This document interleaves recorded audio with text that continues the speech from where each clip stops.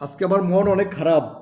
যারা দর্শনকারী, যারা দর্শনে সেঞ্চুরি করেছে 71 সালে, আজকে তাদের নিন্দনে বাংলাদেশ জাতীয়বাদী দল বিএনপির শহীদ প্রেসিডেন্ট জিয়াউর রহমানের পটুর উপরে নৃত্য করেছে।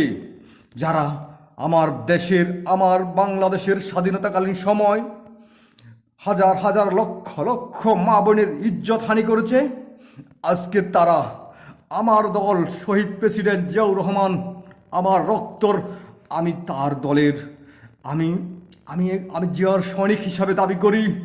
আজকে থেকে আমার সালা, আমার নিজের মাথা নিজে আমি ফেটে ফেলবো। আমার মাথা ঠিক নেই, খোদার কসম। এই রাজাকারের বাচ্চাদের যদি সামনে আমি একটাকে পাইতাম, খেয়ে ফেলতাম।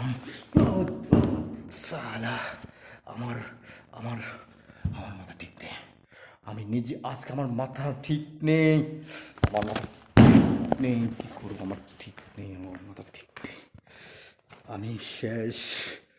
হয়তো আমি আসবো যেদিন, সেদিনে জামাত নামের বংশধর তোদের কুত্তার বাচ্চারা আমার দলের, আমার নেতার, আমি যার যার রাজনীতি করি, তোরা আমার শহীদ প্রেসিডেন্ট জিয়াউর রহমানের ছবির বুকে নৃত্য করেছিস। তোরা এটা কি করছিস?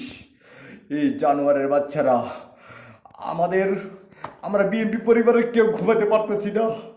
সত্যি কথা, আমরা বিএনপি পরিবারের সকল ব্যক্তি আজকে কষ্ট, আমাদের বুকে ফেটে যাচ্ছে।